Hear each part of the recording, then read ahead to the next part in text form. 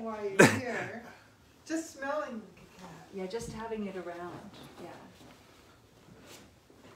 You can bring the Dardia back too. Oh no, she would never do that. I said no way.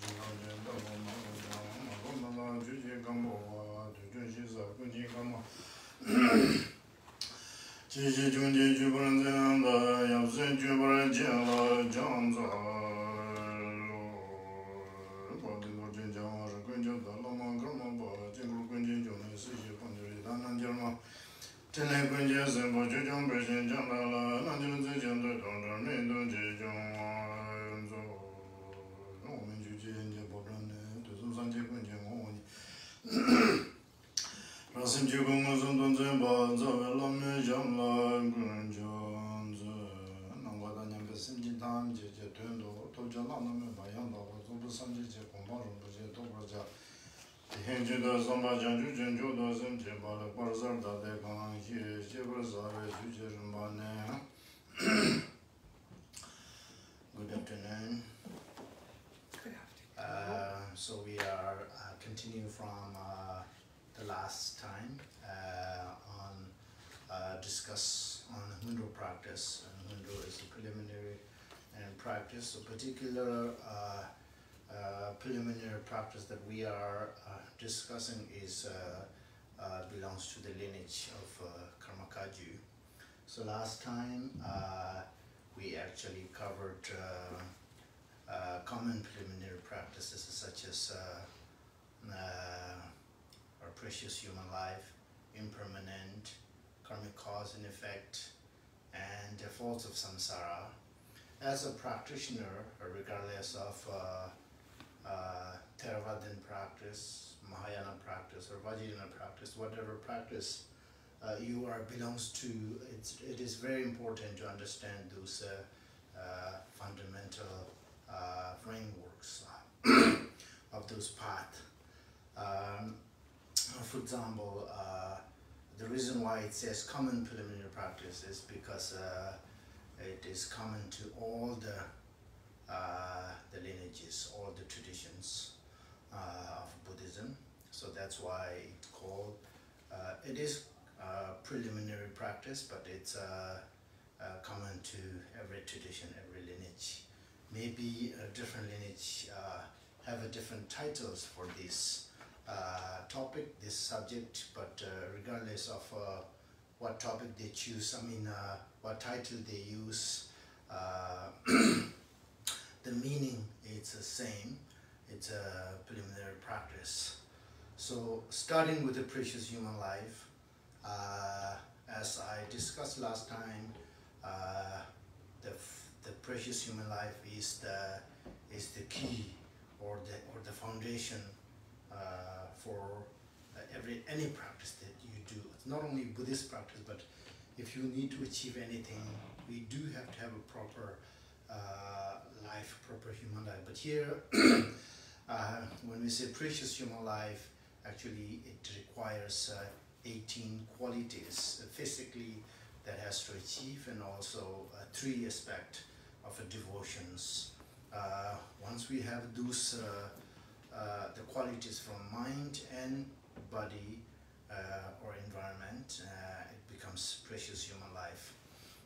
So once we have this precious human life, and the precious, as anything else, is subject to change. In precious human life, no matter how important it is, no matter how precious for us, but it's not going to last forever. It's subject to change.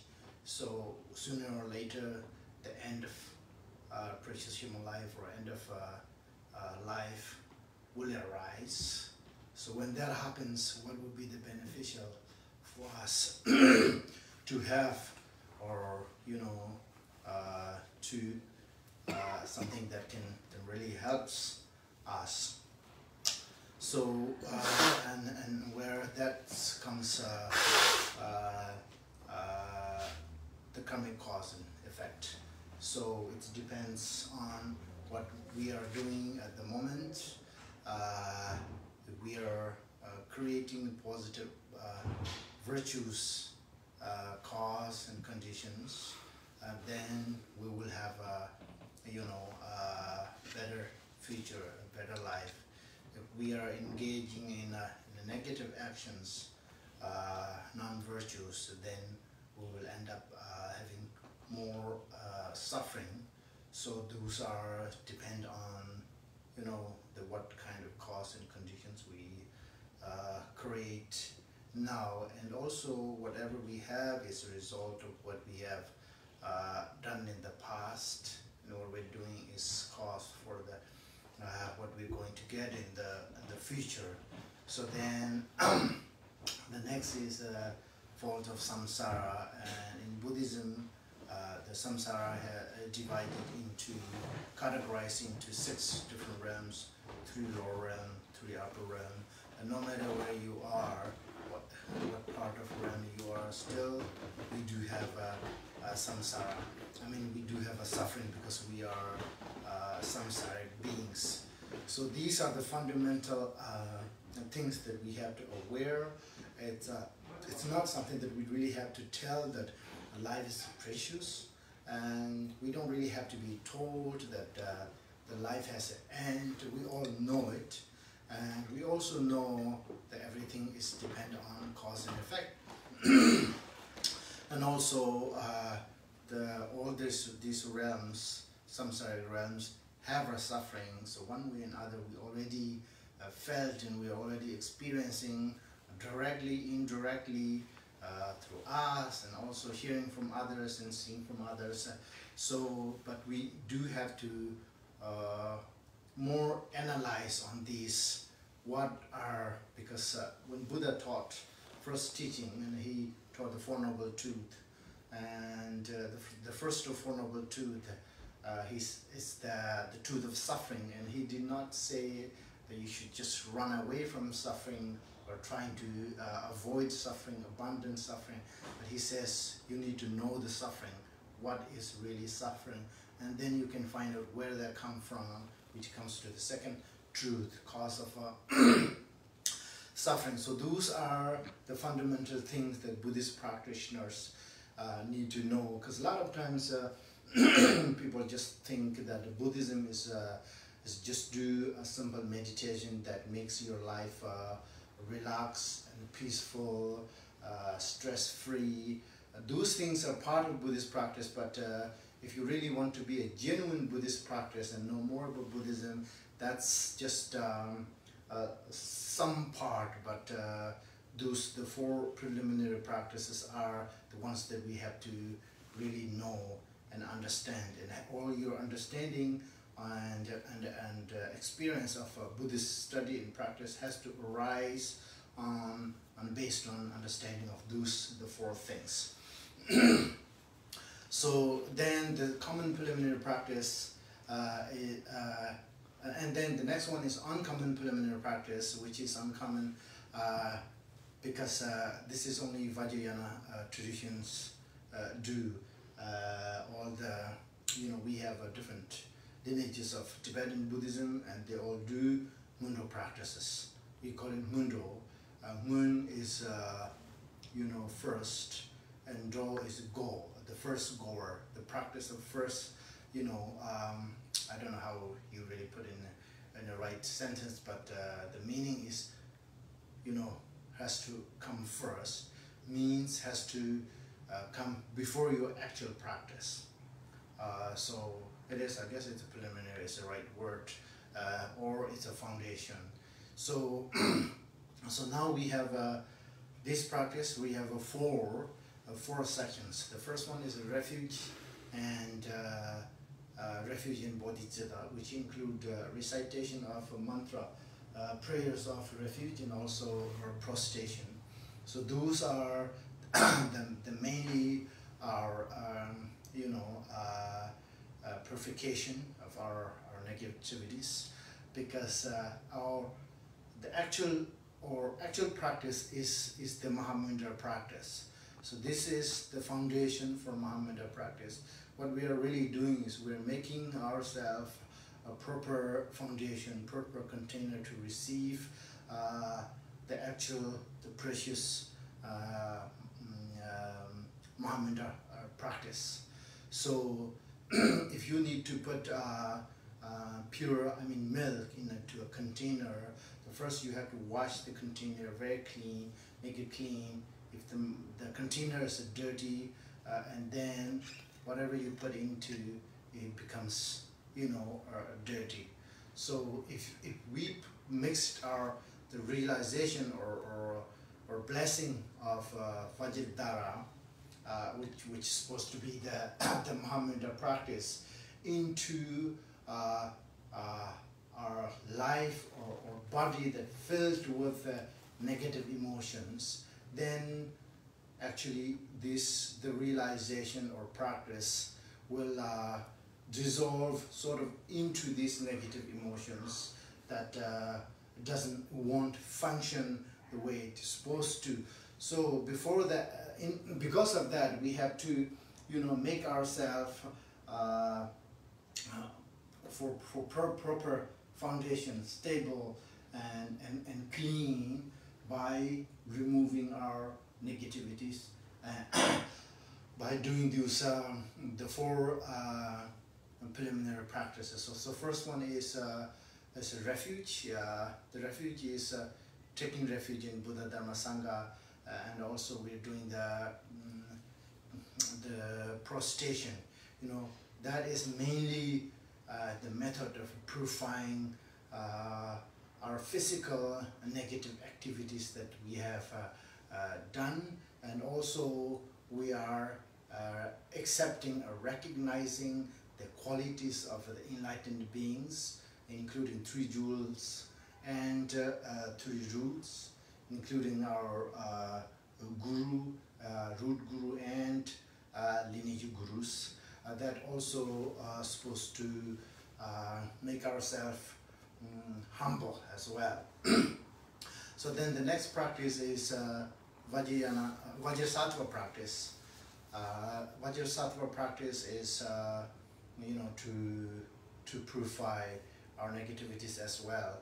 In Buddhism, we have so many different deities. We have Buddha Shakyamuni, we have Amitayus, and we have Medicine Buddha, Manjushri, Kinrezek, and all those. And they comes in a different forms with a different different powers and different manifestations for different reasons. So Vajrasattva is one of the Buddha's peers to purify negativities of sentient beings. So he has a special quality of purifying negativities of sentient beings. So usually when we do a purification, the purification is more like a confession. It's in Tibetan we call it shakpa, which is more like a confession, which is antidote to our ego and also our jealousy and also pride and ego, same I guess. So so recognizing our own faults and mistakes and confess in front of Vajrasattva. So that's the second part of the Ngondro practice. So now there are, because this is Vajrayana practice, it involves visualizations of a deity. So all the Vajrayana practices have visualization. It has a generation stage and also dissolution stage. So those are sometimes we call this the practice with visualizations we call yidam practice. In regularly we have 3 jewels, but in Vajrayana we have 3 jewels and we call it 3 roots. 3 roots are Lama, Yidam, and Dharma protectors. So they are actually representing for 3 jewels. Lama is representing the Buddha, and Yidam is representing the Dharma, and Dharma protector is representing the Sangha.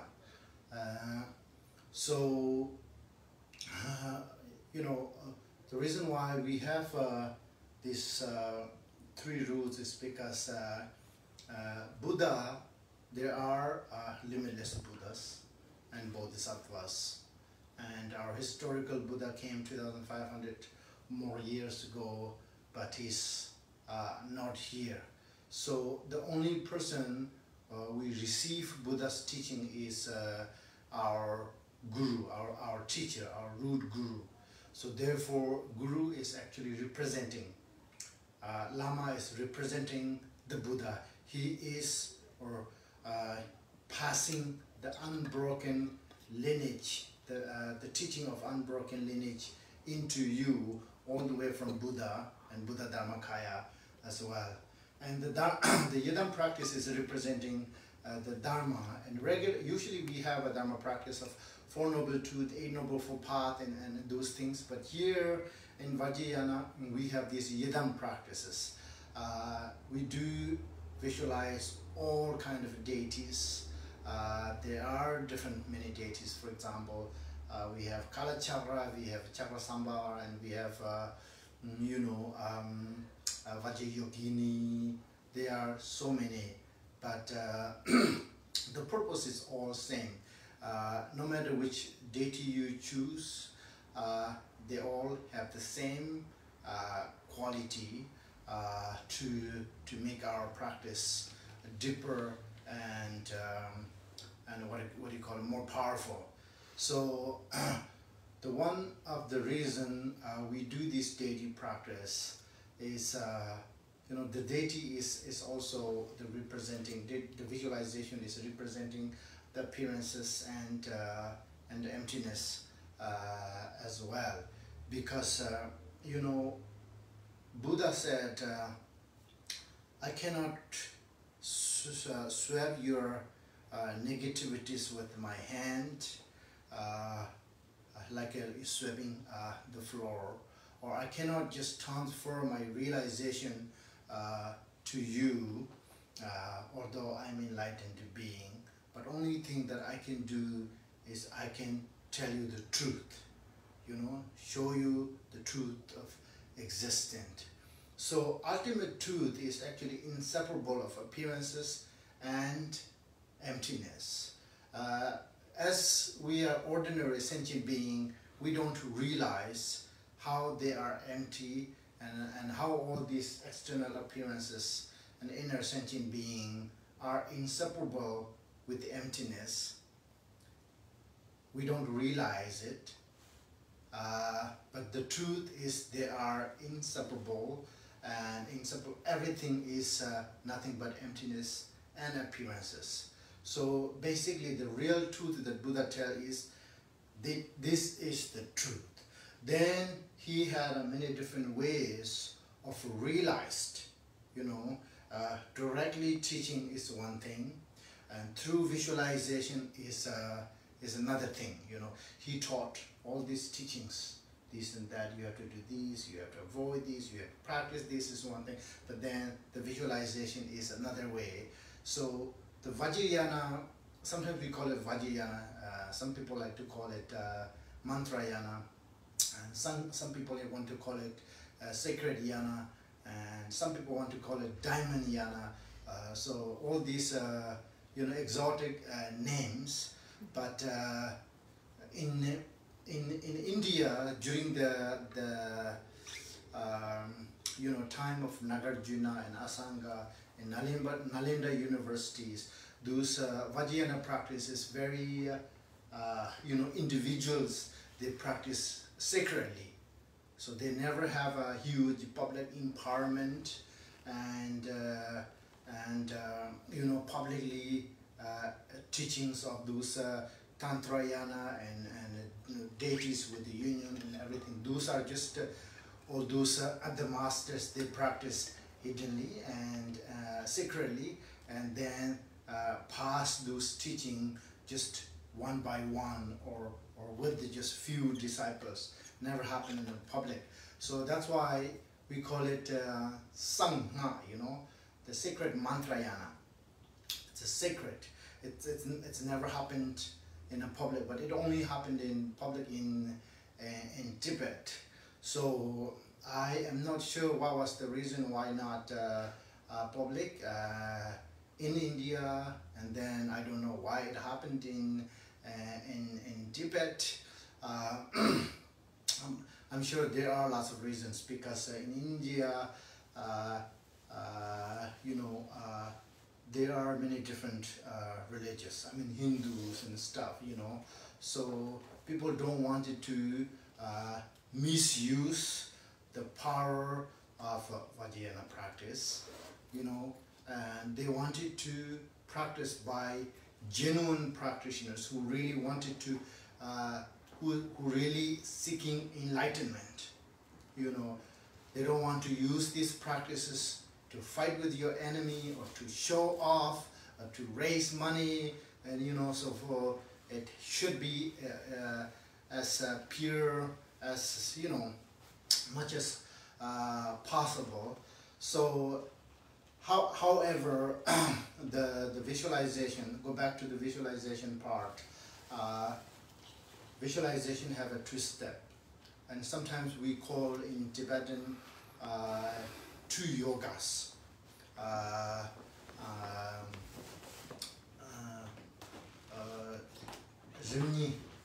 Two steps of yoga practice.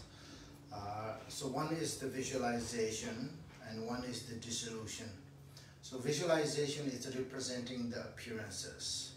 You know, appearances, when we look at the world, there are tons of things that you can see. Some are so beautiful, some are horrible, and then tons of things that you can hear, and melodies, beautiful, beautiful voice, beautiful teachings, horrible sound, and sound of war and destruction. And also there are so many things that you can feel, you can smell, you can taste, and all those are appearances. The visualization generation stage is representing external appearances. And then all these appearances, their nature, their real quality is different from how it appears. So their real quality is actually emptiness. So now emptiness and appearances are inseparable. So without emptiness, you cannot have appearances. Without appearances, you cannot have emptiness. So the shortest teaching, I mean the most consist teaching on Parjana Paramita. Parjana Paramita is all about emptiness. Heart Sutra, we have Heart Sutra, you know. Heart Sutra and Avalokiteshvara says from the form,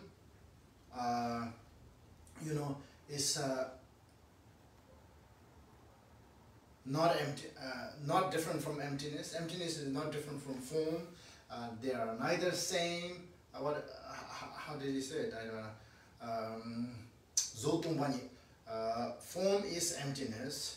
Emptiness is form. Emptiness is not different from form, and form is not different from emptiness. Likewise, sound, smell, taste, feeling, consciousness, everything is like that. In order to be emptiness, you have to have something that has appearances.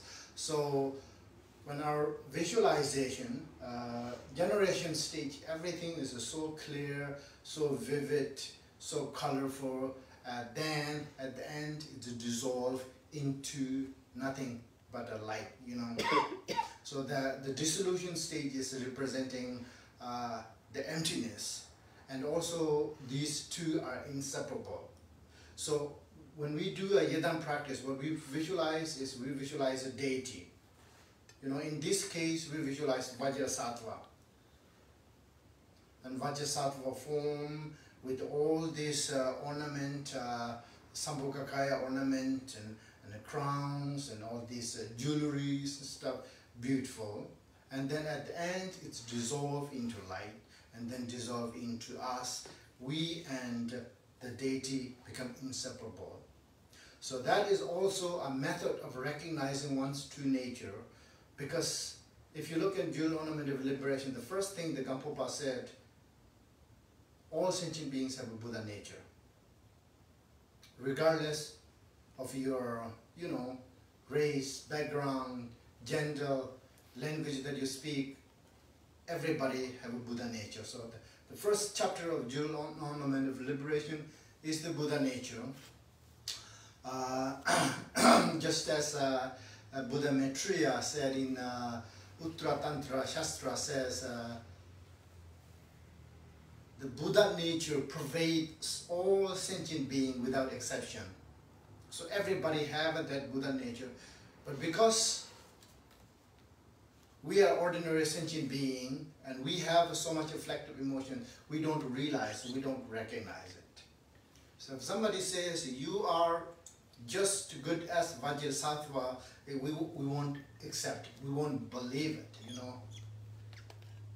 So the visualization, you visualize Vajrasattva and then dissolve into you over and over and over slowly, and you will realize that you are basically no different from Vajrasattva. So it helps us to realizing our nature, the goodness, the potential, the luminous of the nature of a sentient being. So that visualization, the deity is one thing. And of course the Vajrasattva is also a Buddha, that part of his, you know, when he was in the path, when he was in Bodhisattva, he has a special sort of dedication that I want to achieve a Buddha that is special for the purifying, negativities of all sentient beings. So here we have a Vajrasattva practice. So visualization, what we do is the Vajrasattva has also different ways of practice. The 100-syllable mantra and 6-syllable mantra. The 6-syllable mantra is a shorter version, 100-syllable mantra is a longer one. But also 100-syllable mantra has different traditions as well. So however, the Vajrasattva we practice here is this Vajrasattva.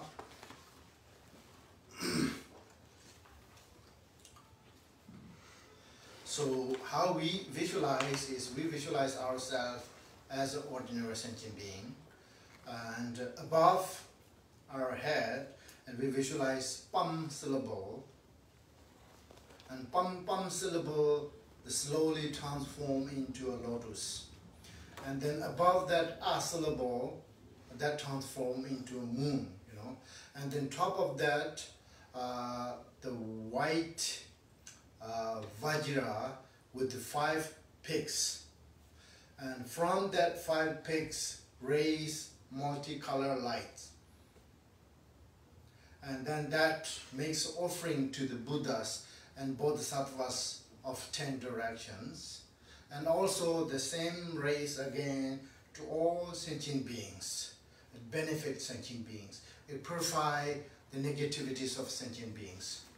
And then slowly all the light dissolve back to the light, back to the Vajra, and then the Vajra transforms into Vajrasattva white color, which is actually inseparable of your Guru. And then Vajrasattva, as we have in this picture, his right hand, there's Vajra, a white Vajra with the 5 peaks, and left hand there's a white silver bell holding on his body, and then he's cross his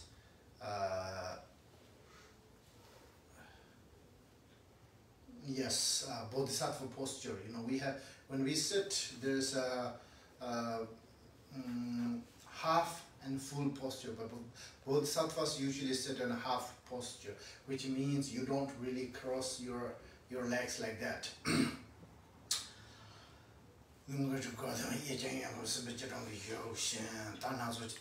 Then all his the Bodhisattva ornaments, his hair tied on the top, and the top of that there's Buddha Akshobhya. Buddha Akshobhya on top of his crown. And Buddha Akshobhya, who has all these the major and minor qualities of the Buddhas. And then from that Buddha Akshobhya rays also multicolor lights. And then from those lights, so the both inseparable of your Guru and Vajrasattva above your crown, and then the Buddha Akshobhya above Vajrasattva crown, and all are like a rainbow, They are very clear, yet not solid. It's in, what do you call it? It's in a light form, for the form of a light. You can't, it's like you can't really touch it, but you can see it, And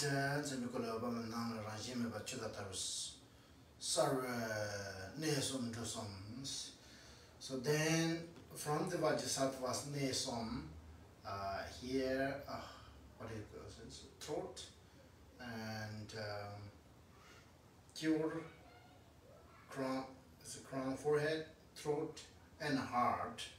And there are 3 syllables, 3 letter syllables. Om, ah, home.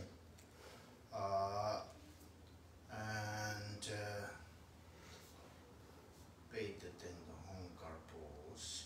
So it's heart. There's a white lotus with the moon, the white home, and then around the white home, the 100-syllable mantra turns.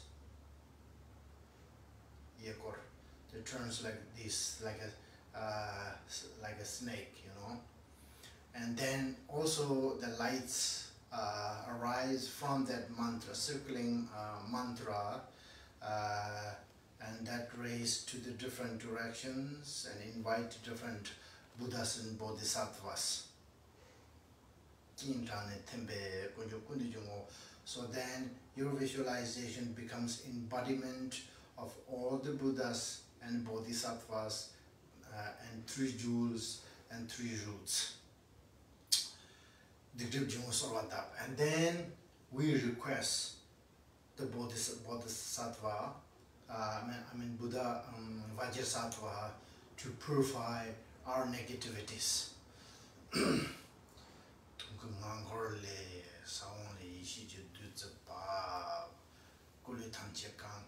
So the wisdom nectar arises from the mantra, and that filled Vajrasattva's body completely and overflows.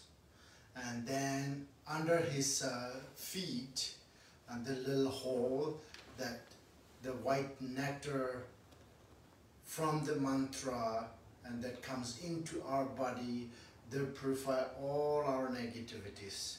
It washes all negativities away, and our body will filled with this white nectar, a blessing that comes from the 100-syllable mantra at the heart of Vajrasattva that we are visualizing.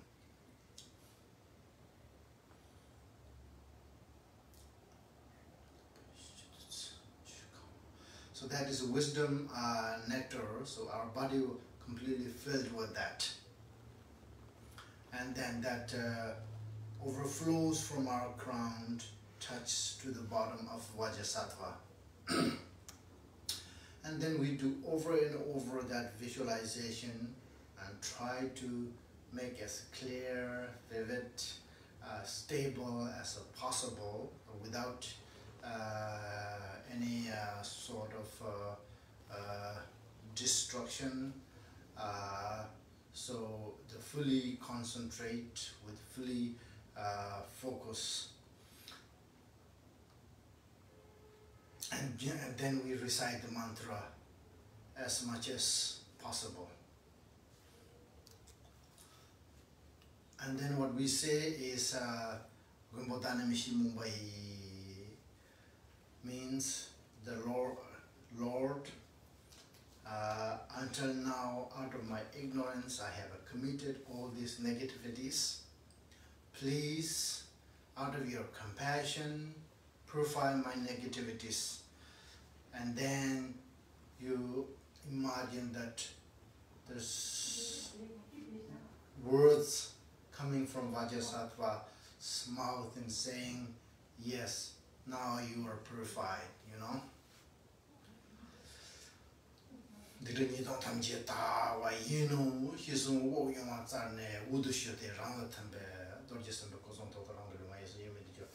So then the Vajrasattva slowly dissolve into a light dissolve into us. So we and Vajrasattva becomes inseparable. So in that moment, then we just rest on that inseparability of Vajrasattva and ourselves.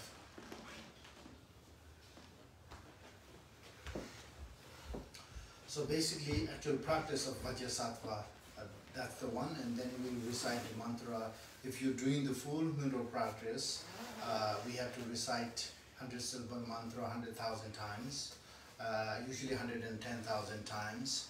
But basically, this is what we do when we do the purification, do the Vajrasattva practice.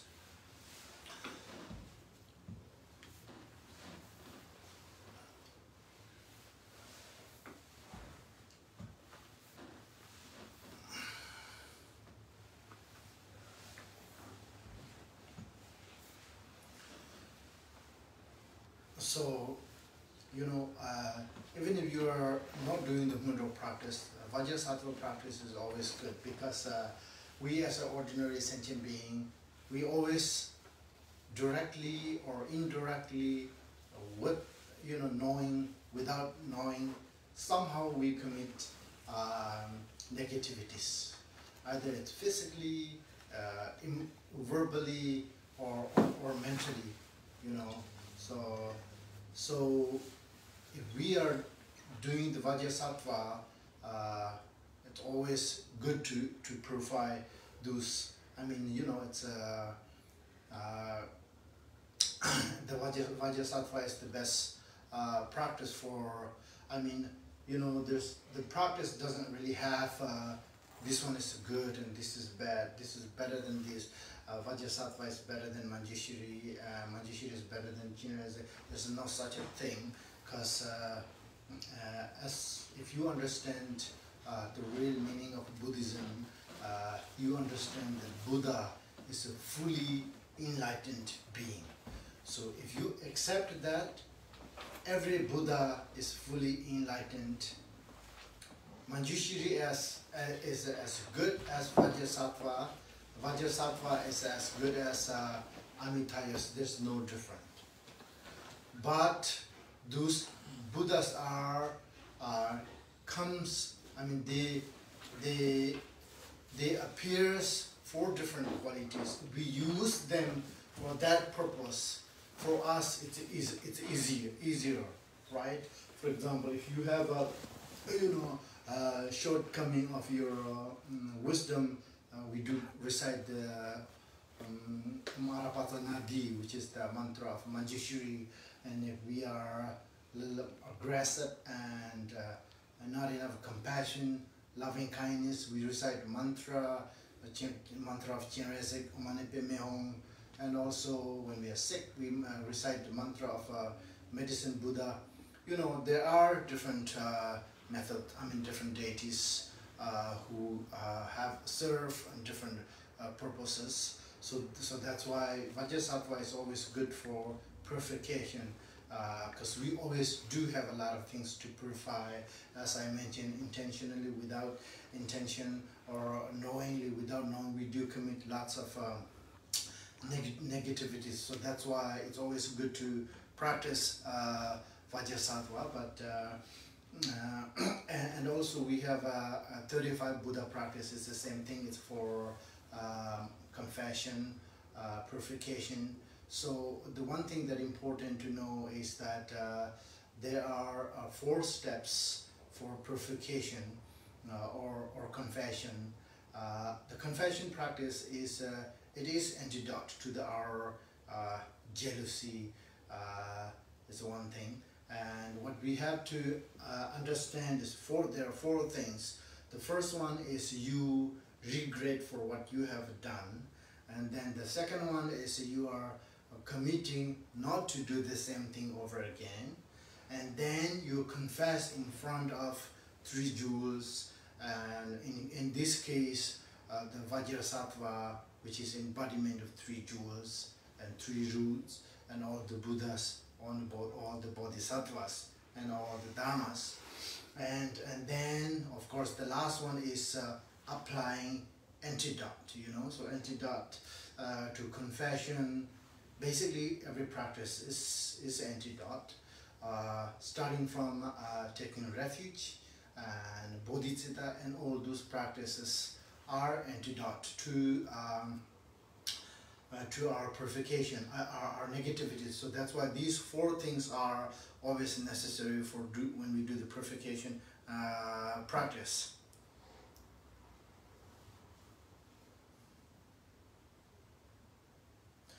So usually when we talk about the negativities, there are 5 heinous crimes and 5 related to heinous crime, and then there's 10 negative virtues. And those are the main negativities that we can, we will recognize and we can remember when we confess and when we do the purification. And then, of course, anything that has done without our knowledge, but whatever we have done without intention has a less effect. You know what I mean? Because in Buddhism, everything is in mind. Everything we do, either it's a positive or a negative, has to come from our mind decision, mind intention. So you have done anything accidentally. For example, if you killed somebody accidentally, it is negative because you did the action of a killing. It does have some consequences, but because we don't have that intention of killing, it's much less, negative consequences. And so similarly, like anything, all of them are same. So, and then there are negativities that we have done by ourselves, and also we make other people to do, and also we rejoice with other people's negativities. All those are part of our negativities. Sometimes it's very easy to do. Rejoice with the other people's negativities, and we're supposed to rejoice for their qualification, their dharma practices. But as an ordinary sentient being, sometimes because our mind has been with these negativities for so long, sometimes when you see some things, some even negative killing, I don't know, stealing, fighting, lying, all those things, sometimes you're happy about that. Those are, maybe you think it's okay, but it's not. Because in Demun, the prayer of Mahasukhavati says, if you hear or see good virtues that somebody has done, if you rejoice with the genuine intention, you will get the same merit, you will get the same result. And that logic you can apply to the negativities. If somebody is killing an animal on the street, but you're not killing it, you're not doing it, but if you rejoice and you actually have the same, you are collecting same negative cause. So that's why the Buddhism, everything is a mind. Mind is so important. Even though our physically or verbally we haven't done anything, but if you're mentally you have encounter with these negativities, it's also negative action and something that we have to include when we do a purification and confess.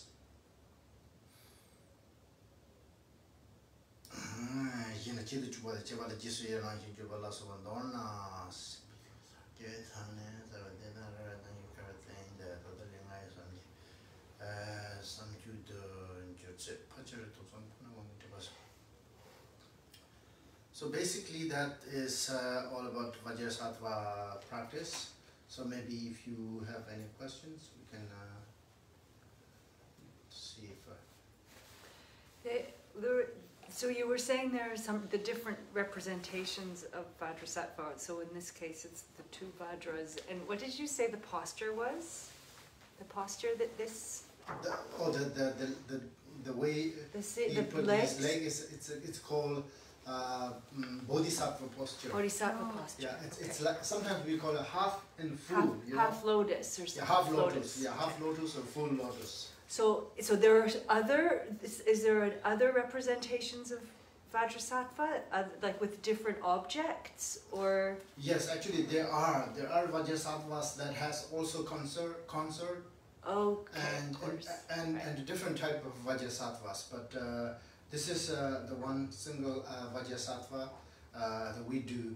But all Vajrasattvas, they have they comes in a different forms, but doesn't mean one is another better than another, you know. So I read one Vajrasattva practice, and so you're in it with all the negativity and the confession, you're like supposed to also imagine like oozing stuff. That Doesn't it come out the dark, bottom? like there's dark Yeah. stuff Yes, yes, oozing yeah. from you? Yes, yes. Oh. It's you know, the white nectar will come through your crown, and then it washes all your negativities in Oh, a I form. see. Yeah, Okay. a form of dark and dirty Okay. blood and what do you call it? Not Pus. pus And snakes and bugs and stuff. Oh yeah? and yeah, those kind of things too. Yeah, Just bad and things. then Okay, so that's part of, so and it goes, and the dark is out the bottom, or can it go anywhere? No, it washes everything Okay, from all your body. You know? all the body. And then your body, it's like, you know, if you put a water on the dirty, let's say container, if you're putting more water, It'll, and then it washes all the dirty, and then eventually the container will fill with the clean water, and then clean water will overflows. okay, I can But where picture does that. it come out? Does it come out your feet or your lower Come body? out from your feet, your you know, your every hose that you have, you know. Hole, right. And then it goes to the bottom of earth, and it didn't mention here, but a lot of times then when it goes to the earth and it becomes you know, food for those karmic retributions, and hungry ghosts fulfill them, and you know, becomes basically blessing again. And the Lord of Death. Yeah. Well, can we take up the Vajrasattva's practice without empowerment? You can practice, but Vajrasattva practice, it's good to have empowerment. Every Vajrayana practice, I mean deity practice is better to have empowerment, but you can do without empowerment, yes. So how about the transmission? Is it a separate ceremony for transmission and empowerment? Transmission and empowerment is a different. Transmission is just reading, somebody reading and you're listening, and then empowerment have a little more sort of ceremonial procedures. So if I want to have the transmission, how do I go about to receive a transmission? Well, transmission, you can ask a teacher to Teachers. do the oral transmission. It's just reading Okay. the text, and basically that person has to be somebody who have that transmission. You know, if he doesn't have, there's a joke. You know, one Lama gave a transmission for days and days, and he said, "You are so fortunate to receive this precious transmission. I'm so unlucky I never received it." So it shouldn't be like that. If he's unlucky he can never receive, he cannot give it. So without the transmission, I can still practice. but Yes, it's- you can but it's still practice, but if you have a transmission, instruction, and empowerment, it's much better.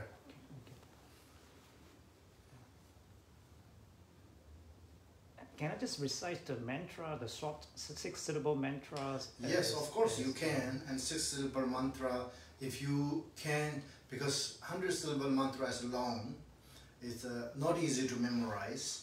So until you can do that, you recite the 6-syllable mantra. Om Bedra Sato Hong. Oh, just- You know, Om Bedra Sato Hong is the short mantra of Vajrasattva. And if I also practice Terence's visualization, can I just do like 2 sections per day, but one section is for a different, like one is for Terence and the other one for Vajrasattva? So Definitely, you can do as many as you want. You can do it, you know, as many sessions you want. You can do once, twice, once a week if you can't do one, or every second day. Or you can do one section of Vajrasattva, one section of Chinrezig a day, no problem. There's no contradiction for those. Okay, They don't fight each other. thank you. I have another question about posture. Mhm. So you see how Vajrasattva, you see how there's a little sway in the posture? Like, They all do that. and Tara has, not everybody, not everybody. Tara has the sway. What does Just that tilt mean it to a little what bit, does that yeah. mean to you, LamaTenzin? Well, That, I don't does know. it mean Good anything to question. you? Well, I guess no. It's maybe the way they hold their, substance. I guess. I don't know. Okay. I'm sure it has an explanation for that, but I never actually, thought about it. And it doesn't have in these teachings. It's this is usually we call it bodhisattva. Most of the bodhisattvas they said like this. You know, when you do the full lotus, it becomes straight. Right. You know, if you look in Buddha Vajradhara and Akshobhya and Medicine Buddha, those are all full lotus posture and their body is really straight. Straight. But then if you look at somebody with this half, Vajrasattva or Tara. others, they are a little like this, Yeah. yeah. So it, maybe it's something to do with not totally symmetrical somehow, because the foot isn't symmetrical. So then different distinctions. I guess the food, when food is not symmetrical, your body becomes not symmetrical. Yeah. Which is actually what really happens. Yeah.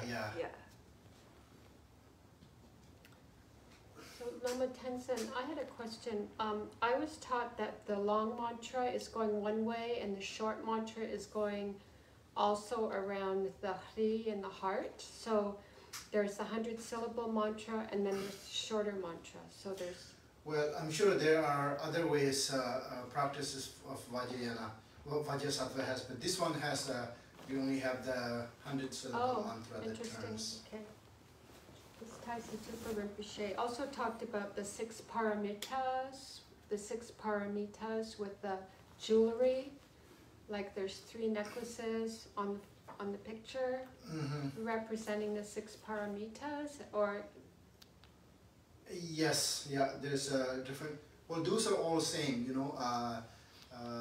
like all these Sambhogakaya ornaments, all the way all are same. They represent the same thing.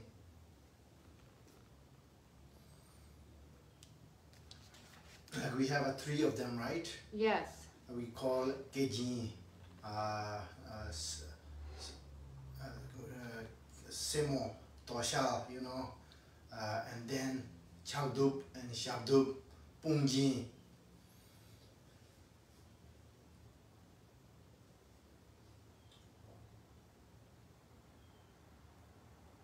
He has that around the arm as well. Yes, yeah, that's called Pungjin arm. Jin is a decoration, ornament. Sambhogakaya ornament. Yes, yeah. Okay. We were taught that meant diligence. Diligence. Yeah. Which one? The one around the arm. Oh,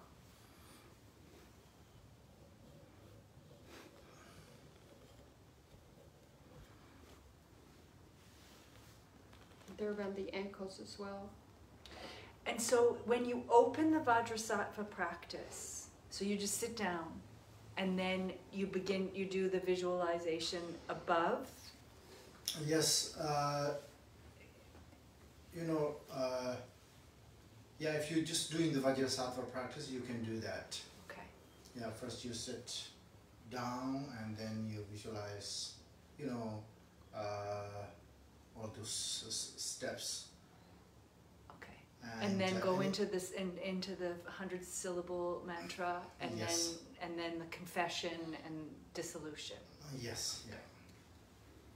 So the main sort of the visualization is there, and the main practice is this 100-syllable. 100-syllable mantra, and at the same time, they're keep washing, keep purifying, and then at the end, Vajrasattva says, okay, now you're purified completely, so you have to visualize that. You request, Lord Vajrasattva, and I have committed all these negativities without knowing, out of my ignorance, and now I wanted to confess. Please help me, And then he's saying, yes, no problem, Okay. I can do that. It's kind of him. Yeah, so if you are actually doing Ngondro, usually what happens is, if you're in Vajrasattva practice, you sit down and starting with the refuge, and then once you get into Vajrasattva, and then you start to do the recitation, and then when we come to the mandala offering, you're starting from the beginning and go through the refuge in prostration, Vajrasattva, and then mandala offering, and once you get there, then you recite. We don't just directly come to Vajrasattva practice. Yeah. You mean like daily? Mm-hmm.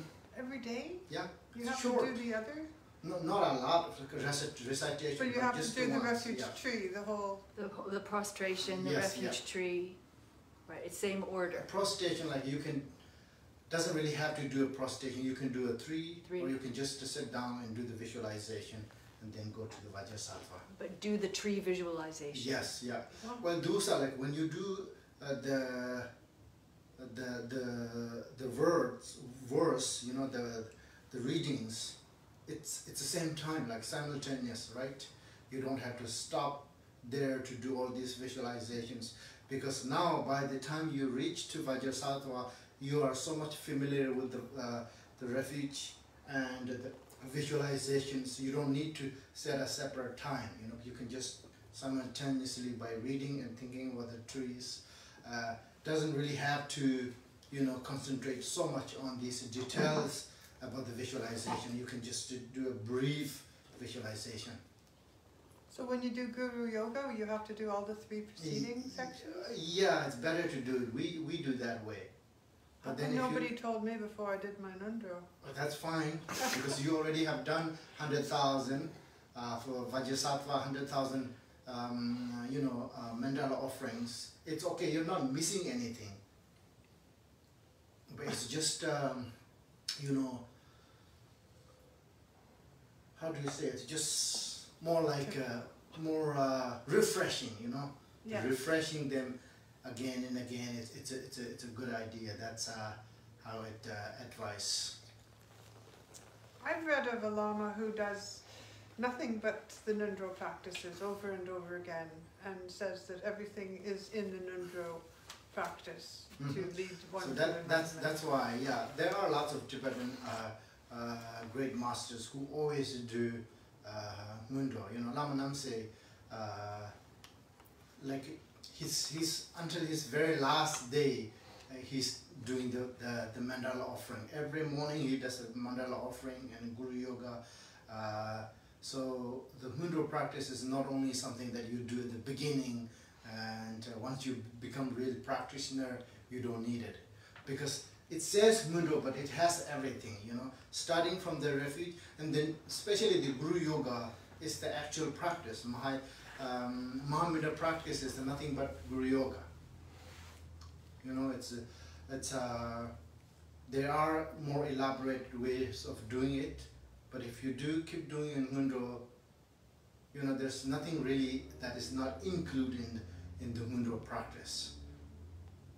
Even though we don't have like a deity's names, Vajrayogini does, but Charasambara and those Red Chinese and Hey Vajra, those are not in here, but it's all same, right? If you have a Vajrasattva practice, that is a Yidam practice. If you do Guru Yoga, that is a Guru Yoga practice. So there's nothing really different. For example, you know, in Buddha's teaching, it says Four Noble Truths. Everybody thinks that it's very basic and very preliminary, but within Four Noble Truths has the full package of enlightened path. The same thing, the Ngondro has the full package. And there are also like Kadamba masters who always does nothing but meditate on impermanent, you know. Impermanent, that's it, you know. So what it tells is that every sentence or every word of Buddha's teaching has a full path of enlightenment if you know how to practice it. You don't have to practice 84,000 teachings to achieve enlightenment. Buddha actually says, all my teachings are included in four seals. All the compounded things are impermanent. All the contaminated things are pain and suffering. And nirvana is peace. All the existence are emptiness. Chutamji, all phenomena are empty. Nirvana is peace. All compounded things are impermanent. And contaminated sakyatamji donghawa is suffering, pain and suffering. So he says, my teaching, everything is included in these 4 lines. His Holiness kind of invented a shorter Ngondro. Remember that? He gave it empowerment and he rewrote it, and I think it was 20,000 required of each. I What do you never think looked of- at that. You never saw it? I have the text. Yeah, but Because it I was, don't have a transmission or anything, for that. this is, well, I think that maybe you had to have His Holiness's transmission to be able to do this shorter. It's for modern people in modern times that don't have the time to do it all. But, Yes. but He says Tibetans are not allowed to do this. we like the tradition. Yeah. Yeah. He says Tibetans are not allowed to do that short. Oh, did he say that? Oh, he's hard on the Tibetan. He's harder on He them. has no faith in us. He just doesn't. No, not like that. For anybody starting Ngondro, where would they get a text? Or do we have access to texts? For Well, any, if somebody wanted to do Ngondro, we can provide text. they right? can contact us? Yes. Okay. Because everything is a mind, right? So in the older times, people have a much more time. So 100,000 times of recitation are important. So when you don't have so much time, and if you think you are completed the Ngondro with the short version, you have it. You understand? It's everything's in mind, It's the quantity is not the matter, but the quality. That's what we have a saying. And when I was teaching to Tibetans this morning, this is also same thing. Actually, it happens when I was teaching them. When it was the refugee party, the same day we had a refuge here. And today I was talking about those 7 branch offerings and confessions. Today Vajrasattva here. It's a coincidence, and I was more like a repeating, So the quality of the negativity. Usually the negativity have no quality. Okay, the only quality of non-virtues is subject to remove or subject to purify is their quality. So no matter how much negativities you have created or you have committed, but if you apply small virtue with proper procedure or intention, can remove all negativities. For example, the little fire can burn mountain of grass, Whole poison can kill huge elephant, One, what do you call the gun, what do you call it? Bullet. One bullet, can kill powerful human or destroy a huge, Same thing, if we have a proper confession or proper practice, even if we have committed so much negativities, it can remove, it can purify.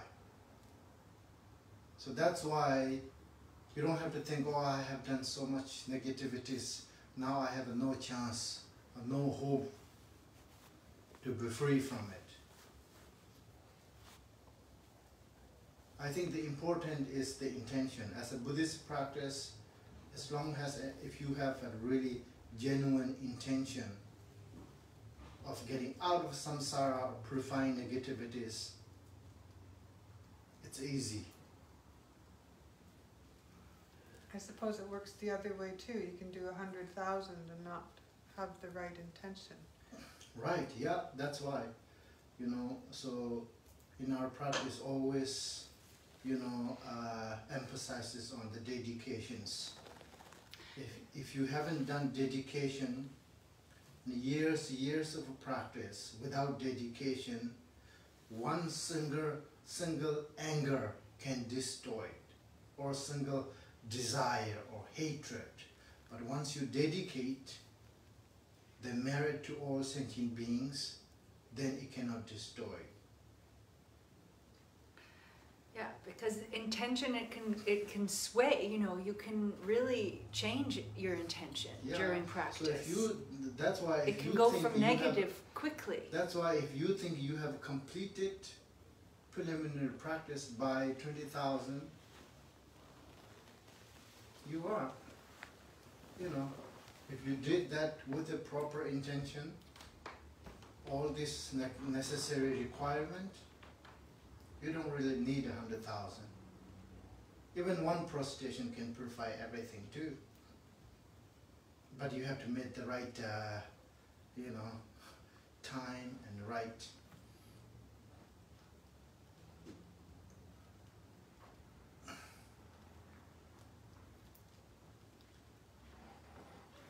What is the sign that there's some is taking effect like this Vajrasattva practice? Is there any? How do I tell that it's taking some effect? Do I feel more purified, or is it something I need to look for to not to think of that as any effect? You know, Well, there are some signs. If you're doing a purification, during that, if you have a dream of drinking milk, climbing up, on flying, those things are sign of your purification. You know, going well. But it doesn't mean if you have a dream of drinking yogurt, you're purifying. But during the practice, if you have a certain science, yes. But the science is not so important, right?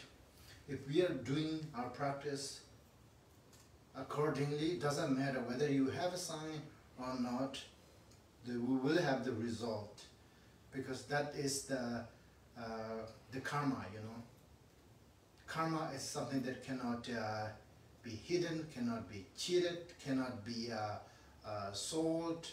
Whoever created cause, and that individual has to experience the result.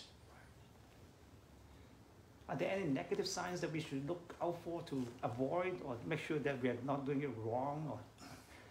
Well, I don't know about the sign, but you know, as long as if you're doing according to the teachings, then you don't need to worry about doing wrong. You know, the important is the right intention, you know. That I'm doing this Ngondro practice, not only for myself, but for the benefit of all sentient beings. So that's our intention. The space is limitless, so therefore the sentient being is limitless.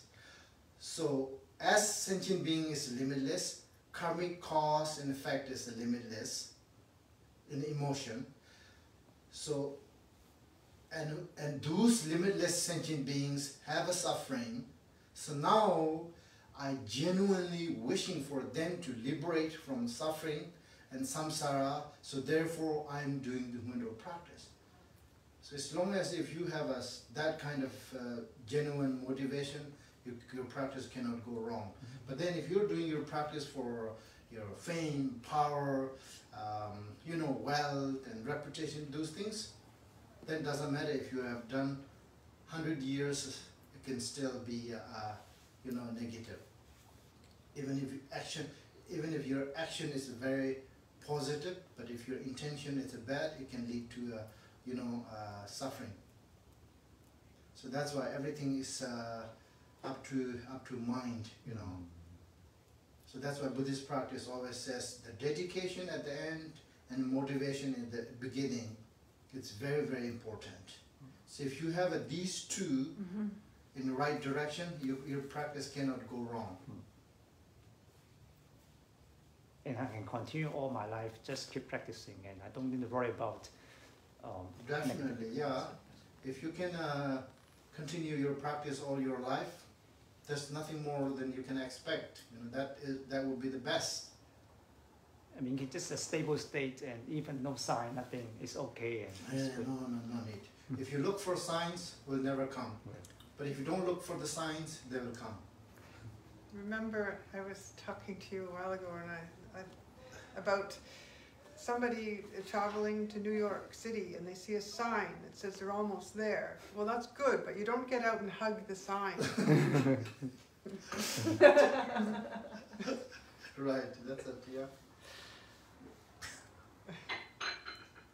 Just let it go. That's right. And then if you have the sign, then you're stuck there. You will never reach Right. By it. the side of the road. It will delay you.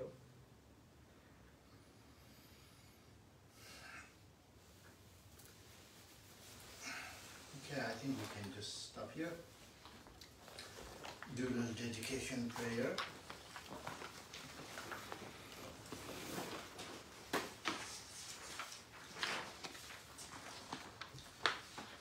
Page number 23.